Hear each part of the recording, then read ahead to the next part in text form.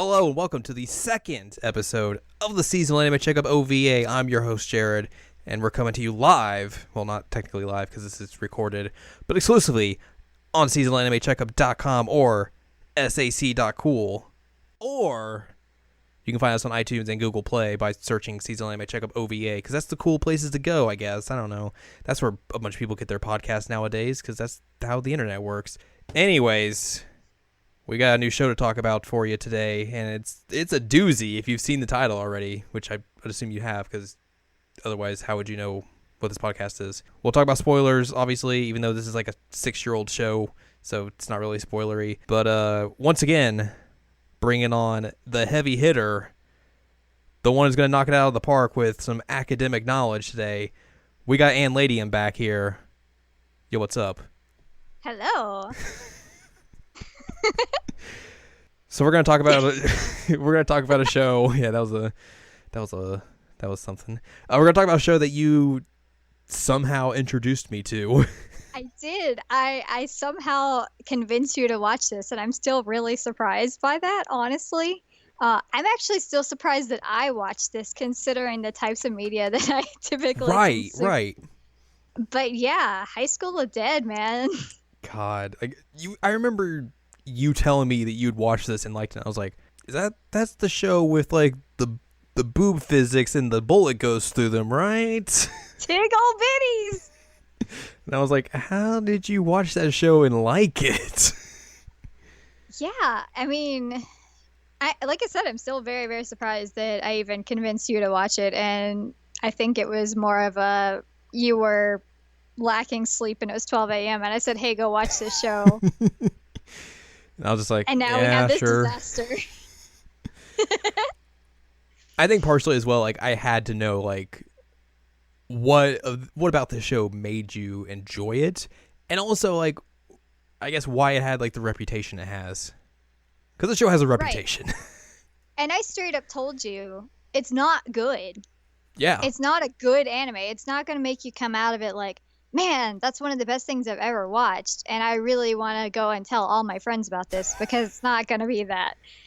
Sometimes you're actually going to be really embarrassed to tell people that you like the show if you like the show, which, hello me.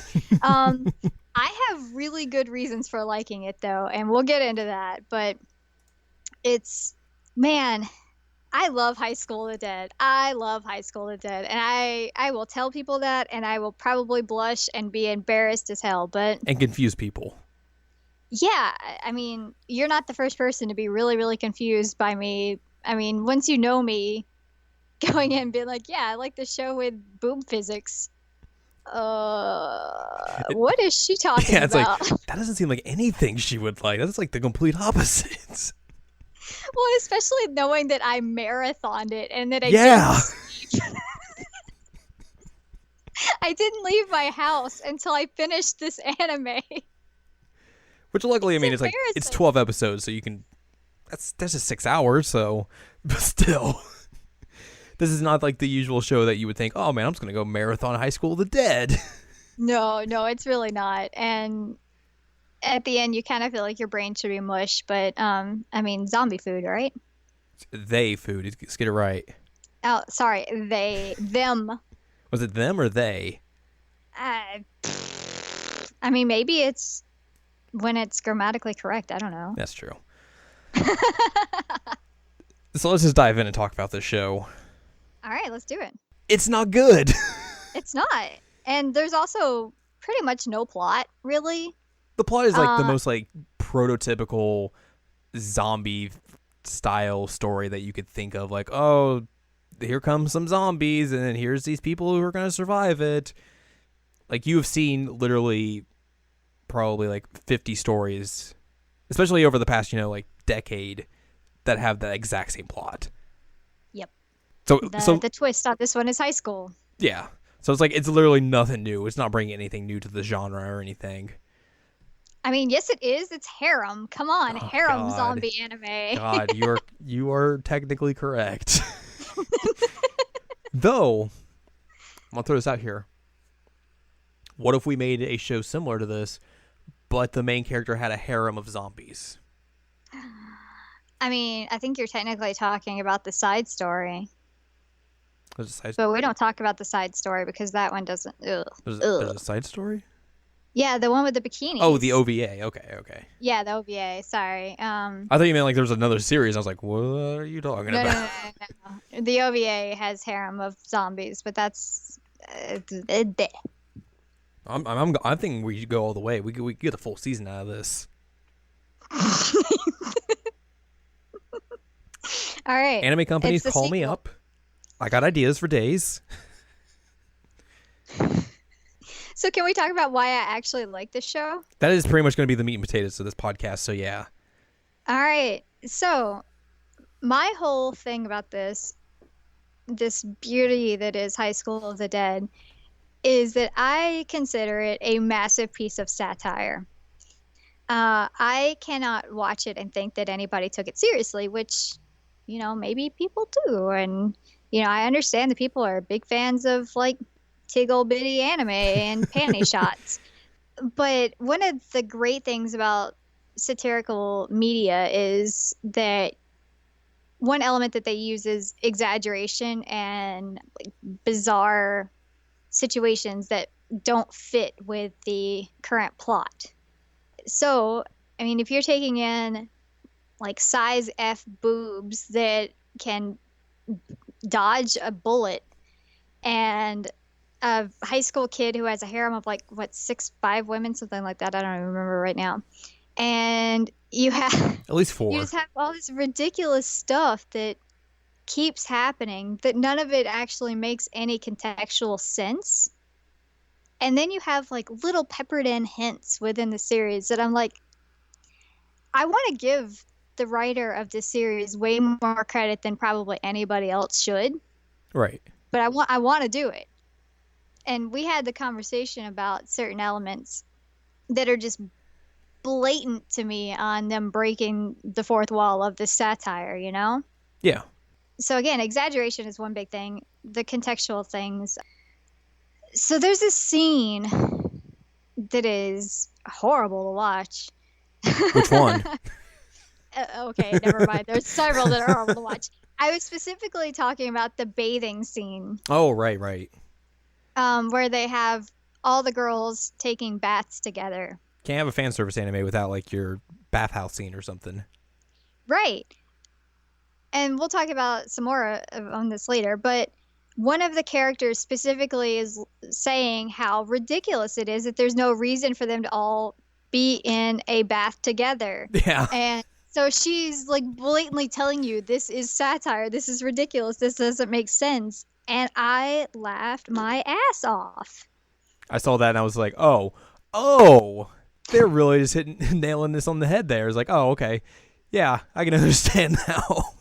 Yeah. And then there's even a part with the character, the nurse character, who is purposely super ditzy.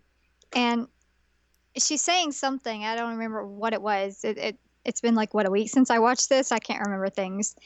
He's calling her out on why she's doing this ridiculous thing. And she's like, oh, it's in my character. And he's like, really? Are we going to be that blatant? Like, I don't see how people can hear things like that and actually think it's a serious show. Like that they meant it to be this ridiculous, because I mean they did mean it to be this ridiculous, but that it was supposed to seriously be this ridiculous. I think it is that exaggeration, that satire. Yeah, because without it would just be like Stupid. boring, dumb zombie show with just an abundance of fan service with that throughout. I was also really impressed by a point that you made about the nipples. Yeah. Which I guess if you don't know, like there's like a common trend throughout like, Japanese media and stuff like that where like for a lot of like the male characters, they will just completely like not draw nipples if it's like animation, or just like airbrush nipples off of dudes in reality and stuff like that. Mostly because they think nipples will make someone more, or they'll make them less attractive, because that makes sense. Aesthetics. Yeah. So like in this, like in that bathing scene in particular, like you think like, oh, considering like they're just basically like they're not really censoring anything if you're watching like the unedited versions, right? It's like, oh, you're pretty much going to see like everything there. It's just like, oh, here's their boobs, and it's like, oh wait, there's nothing there's nothing there. There's literally nothing there. Like, there's no soap covering it. It's just skin. And, like, there are different angles, and there's nothing, which, I mean, I never expected them to show nipples, but I expected there to be some kind of covering, Right. clever covering, but there's nothing there. And I'm like, huh, okay, well, you're right. I didn't even notice that the first time I watched it. So I guess I wonder like how much of that is actually like them trying to be censoring, considering like I guess this would have had to air on TV at some point. I mean, but they also like show like butts and stuff throughout like that show, so I don't know. Like where's the line drawn? Is it like, okay, we can show butts but no nips or what? And just tons and tons of panties, that's all. Yeah, the only thing And you show. but you also have the show breaking some tropes, Right. which I very much appreciate. I mean, one of the main character is an that. I mean, end of story, Yeah. full stop.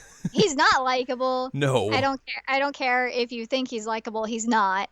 And he's very much like male power fantasy character. However, he does have moments that you're like, wow, they could have gone full anime on this and they didn't. It's the most surprising ways too. Like you expect with this show, especially just how much fan service is. Like they'll just lean so hard in that direction and just make it like just that prototypical like otaku BS where it's like, oh, we're gonna look at all these ladies and just get nosebleeds all the time because we're getting boners, but we can't show that. But like in this, like there's a scene early on when they're all changing, right? Yep. And basically like the two male characters literally like are behind them, so their backs are to them, and they never turn around. Well, I think like the justification is like the main character's like, I don't want to die. Do you? And it's like, oh, okay. But then even then, it's like usually it'll be like, oh, let's sneak a peek here and there. But these guys don't. They would rather talk about gun safety than go look at girls. And they seriously go like full hog on this gun safety. Like they're talking about like trigger safety. I don't remember the phrasing for it. But they're talking about like how to not put your finger on the trigger and don't point it at people if you're not willing to shoot them, and like all this shenanigans. I'm like, holy crap, like they're full on talking about these guns and not worrying about these naked women that are everywhere. And even in that giant bathing scene, they're just talking about guns. That don't they also like kind of like at one point go like, shouldn't we go and look at some point? Like, isn't that what we're supposed to do? And they're like, no, yeah. We would die. That would be bad. Let's talk about these new guns we found. Right. And it's so strange because they have one of the like big anime stereotypes of like the kind of nerdy, like overweight guy who, you know, is a big gun fan. And he's like one of the most respectful people in the entire show. Yeah, he's the guy you would think is like, oh, he's going to be the pervert character of this entire show, which I guess at times he kind of can be, like slightly, but like not to the extent that you'd think. I mean, he's not full on groping a girl's boob in order to encourage her to kill zombies. That is very, very true.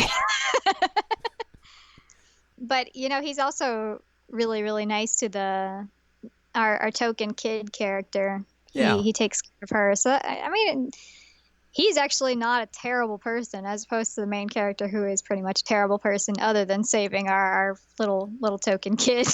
And then he also like stands up to the tsundere's dad and stuff and like his weird gang and is like, yeah, I'll protect her, all this stuff with all his guns out. And it's like, that's not what your character type's supposed to be doing. What? No, it's great though. I mean, you know, at least we're breaking some tropes somewhere, right? Yeah.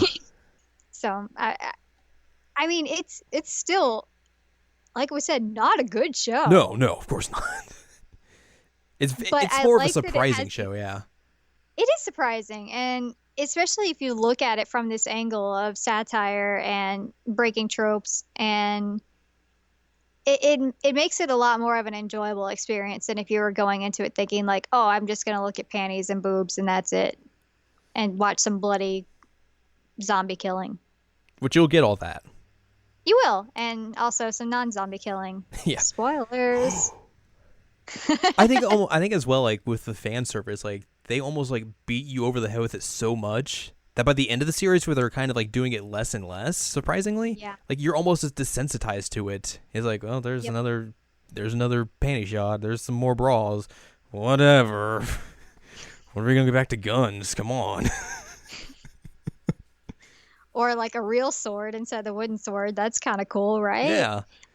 You have the whole like dialogue about whether swords or guns are better, and Yeah. it's such a weird show. And speaking of like the panties and the bras and all, the version we watched, can we talk about that? Yeah. So we watched the show on Amazon Prime, which is free for I guess those members and everything. That I think is, and it's also on Hulu, which I'm kind of surprised about considering I thought Hulu gutted their entire anime section. And I'm not made of money, so I don't have Hulu. That's a different conversation. So both of those versions that are up, I think those are the only two legal streaming versions, at least that I know of. Those are both heavily censored for some weird reason. Ways. Yeah, Super weird ways. so like there are scenes in there where they'll like blur out violence. Well, they don't blur it out. It's like, here's this white streak that just came across the screen randomly. Or like one of the biggest things they censor is groping. Yes. Which, I mean, that's a topical issue right now. We could say that. But we can. the way they do it is like, okay, we're just going to, here's a white streak again that's covering half the screen so you can't see what's being groped or anything. It's like, you're going to show all these panties and bras and stuff and like these half-naked ladies. But then Butts. like, yeah, and butts and stuff. But groping's the line you draw and wants to be censored? Like, none of this makes sense. I mean, I guess they do kind of censor some stuff in the bathhouse scene as well. It's like and slightly. Like there's the scene where you have like the orgy on the bus where you literally can't tell what's happening unless you know what's happening, because all you see is just like maybe a sliver of the top of like somebody's hair, and you're like, I hear things that are sexual, but I don't know what's happening. I actually watched it first on a DVD set, and I was aware of what happened and relayed it to you. Yeah. But it's so bizarre because it's just like a white screen with moaning. You're like, okay. I'm glad we're watching this. Yeah. And it's weird as well because like Netflix had it for a while, and that version was apparently uncensored. But I guess like when they license it for like the English speaking audiences in America as well, like the people who licensed it, I guess, were the ones who censored it. So that's a completely strange conversation. Like, because you would figure it'd be the other way around. Like maybe like Japan was censoring it for like the violence or something, but like they just left everything in there. It's like, oh, it comes to America, we're gonna censor it for some strange reason. But only gropes. Yeah. Or orgy scenes. Yeah, or well, I guess there's some groping going on there. Yeah, but, probably. I mean, it kind of makes that whole bus scene contextually strange when you don't actually know what's happening. Yeah. And also, like the Amazon version, I'm assuming the Hulu version as well, doesn't look great. Oh no, it looks like poop. I mean, this is a 2010 anime, but like we were talking about off recording, like I thought this show came out in 2005. Like, which for some reason I came up with that in mind, but like it just looks real bad. Like, considering in 2010, like, you know, a lot of shows were, I guess, probably converting over to HD at that time, but this just looks like you could have easily picked this out to be like from like 2000 or something. It just looks real muddy and bad. But there are, like, if you go to, you know, sketchy bootleg anime sites, like you can find good HD versions of the show where it looks a lot better. Well, and it was weird because like the last episode of the show looked completely different than the other episodes. The last episode switches from like the 4:3 aspect ratio, and it goes to 16:9 for some reason, for literally no reason at all. It's just like, because like I was watching it like, and I wasn't doing a full screen. I was like, why is the aspect ratio so weird on this? And I like went to full screen. I was like, oh, they just randomly switched to 16:9 for this episode. And then they leave you with the super dramatic cliffhanger, and we'll never know what hames. And then unless you read some of the manga. And then they tease a character at the end as well. They do, and the cop character is actually a pretty cool character, and I'm real bummed out. She's also one of the few that actually has like normal size boobs. So maybe that's why she got cut. So people also have been like, I guess clamoring maybe is one word for it, for a second season. Give me that second season. And boy, you can find some weird websites reporting information about a second season of the show. Let me I'm gonna. This is one that is on the first page if you search High School of the Dead. This is from youthhealthmag.com. It's in their trending section titled High School of the Dead Season 2 being developed by US-based studio Anime Network. And that's basically what they're saying. I figure like Anime Network is like the legitimate anime network that like does some streaming of anime because it's like a website or something, but like I don't think they have a production company or anything. I mean, I'm unaware of it, so I don't know. I mean, this was a news article from January of this year, but Oh, really? yeah. Oh, excuse me. They're as per the last information from K-pop stars. I guess that's their source for this. So yeah. Oh boy. This I will say this site or this article kind of does have like something that I think might actually be why there isn't a second season. Like the opening line in the article is, the Japanese authorities are apprehensive about adopting any storylines based on the apocalypse. Hence, in spite of having a huge fan base, which that might be questionable, the season 2 was not aired. Let's say this is also saying that like there was a season 2 and it just never aired. But I wonder if that first line is actually kind of true. If like they don't like to do things that are like super duper about the apocalypse. I mean, that might make sense. That I mean, especially because they've had some kind of crappy things happen to them in the past few years in terms of natural disasters and all. So I mean, yeah, I could see it. But who knows? That's just I just really like that article just because it's from like a random website. It's just like it's so sketchy. But yeah, like there's probably it's been 6 years. Do you really think there's going to be a second season? I mean, I think they're just doing it to spite me at this point. They're like, oh, she watched it and she would watch a second season, but we're not going to give it to her. Maybe this podcast will finally spurn interest back into the series and they'll be able to be like, maybe we should do a second season. Let's go, guys. Let's go. What else were we going to talk about? I lost my notes. There we go. I found them again. That OP is pretty good. Yeah, it's really great. One of the few redeeming things about the show. I mean, as long as you don't actually watch the like videos that go along with opening. Like the song's good. But you also have like girls drooling all over each other, so and it's like cleavage everywhere, and then like they're half naked or half wet, just full wet and everything. Like if you can pause in there like anytime and you'll just be like, I shouldn't leave the screen up, should I? No, I mean that's pretty much the whole show though. At one point I had to go to work and I paused it and I'm like, those are full on boobs just right on my screen. I'm glad that I live by myself. I remember you sending me that. I was like, that's a great pause right there.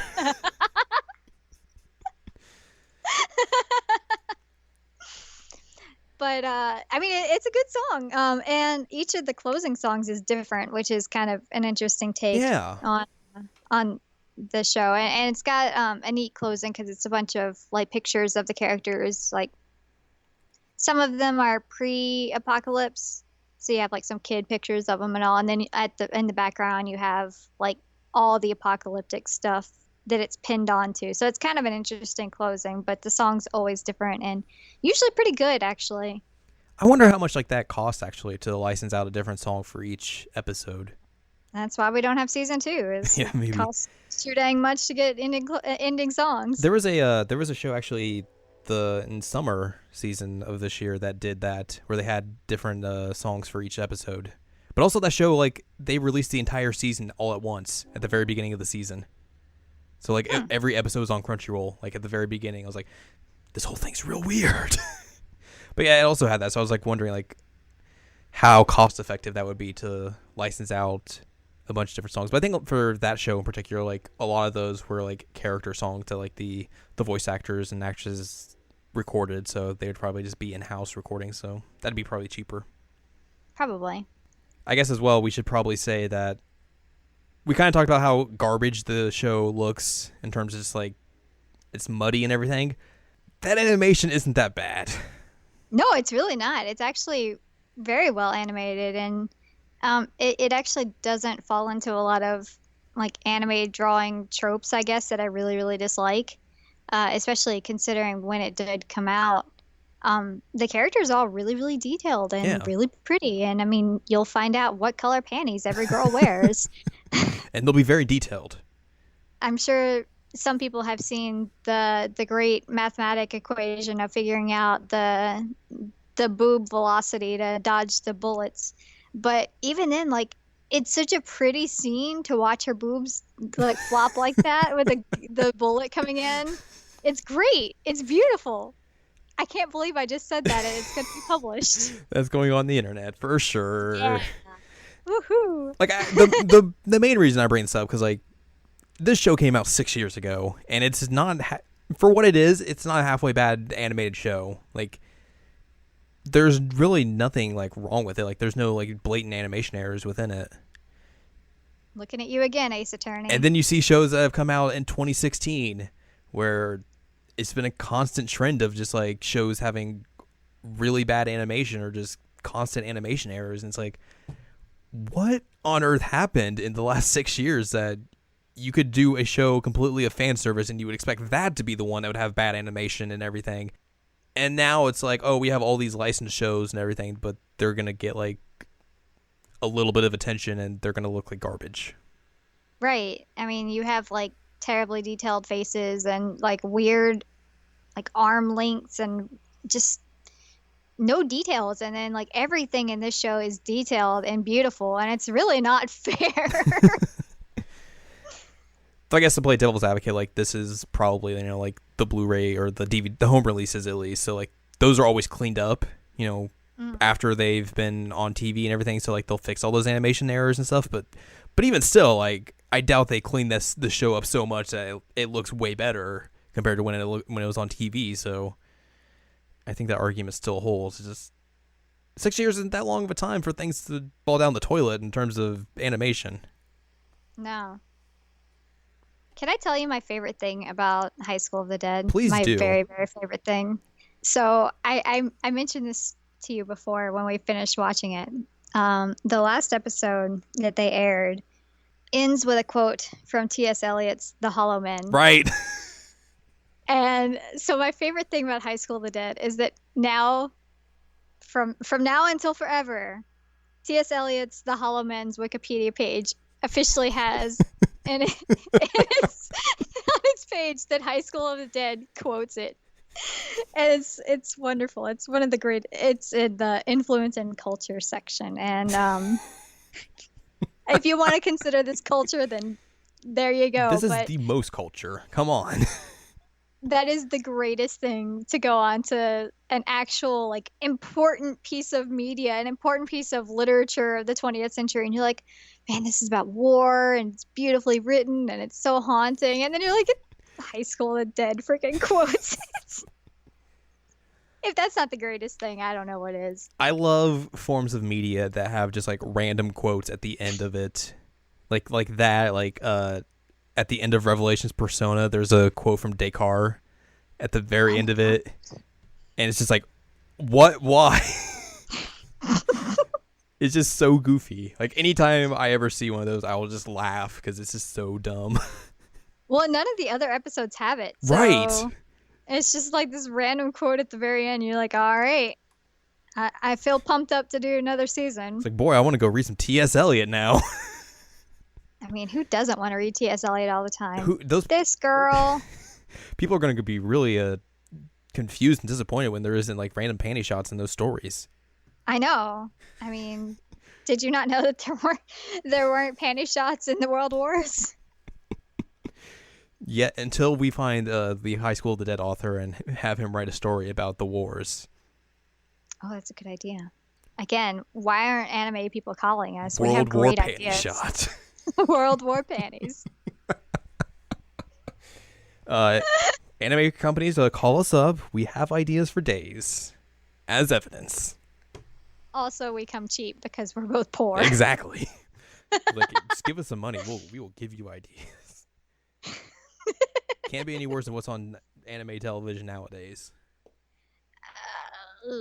Have you seen the show where the entire premise is that it's a sports anime, but it's about girls who compete against each other by hip bumping each other off of platforms into water. I hate life.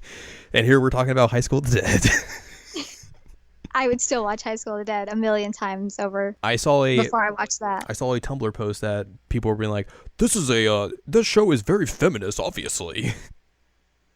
Wait, High School of the Dead? No, that other show I was talking about. Oh, okay. High School of the Dead, very feminist. Let's get it straight, obviously. Using your sexuality to fight zombies. 100%. No. Do we have any final thoughts about High School of the Dead before we wrap this up? I mean, I think T.S. Eliot's a good place to end this. I think so too. Oh yeah, I forgot it was this quote as well, which is even more perfect. All right, hit me with it. So, this is from the High School of the Dead Wikia, which thanks. Oh boy. There you go. I guess that's the thing to run. The episode ends. This is the series finale, or season, if you want to still hold out hope for season 2. The episode ends with a quote from T.S. Eliot's major poem, The Hollow Men, circa 1925. This is the way the world ends. Not with a bang, but a whimper. Oh, that's the most appropriate thing that I could ever read. I completely forgot that was the quote too, which is just God. High School of the Dead, everyone. Please go watch it. High School of the Dead. Yeah. Legitimately, yeah. It's a surprising show. It's not good. You will not find really that much enjoyment out of it. But if you go into it thinking like this is going to be a satire on the anime industry, on just all types of fan service shows, like I think you will find much more enjoyment out of it than you would otherwise. I completely agree with that, because I tried to prep you before you watch the show to think of it that way, and I think that you did. I hope that you enjoyed it more that way, because you are picking up little. I mean, maybe you hate it and you're just not telling me, but you do pick up the little subtle hints that like maybe this isn't just full on a fan service zombie show, and I mean it's fun. It's fun to watch. It's not good. Don't expect it to be good. No. Because you're not going to get that. Don't expect plot. Don't expect good. Expect there to be a lot of really creepy things that are going to make you uncomfortable, because it's going to happen. But also you're going to laugh a whole lot, especially if you go in thinking of it as satire. Also find someone to watch it with you, because that'll make the process way more enjoyable. Although when I did my shut-in of marathoning it, I watched it by myself, so... Results may vary. Yeah, well, I watch it with somebody. I would recommend that. All right, well, that's going to do it for another fine episode of the Seasonal Anime Checkup OVA. You know, Tiggle Bitty edition. The Tiggle Bitty edition. A little bit shorter this time around. Yeah. Slightly shorter, maybe like 90 minutes shorter. Well, we had less to talk about. That's true. We didn't go like episode by episode because, God, that would be terrible. It's like, I don't know, something happened.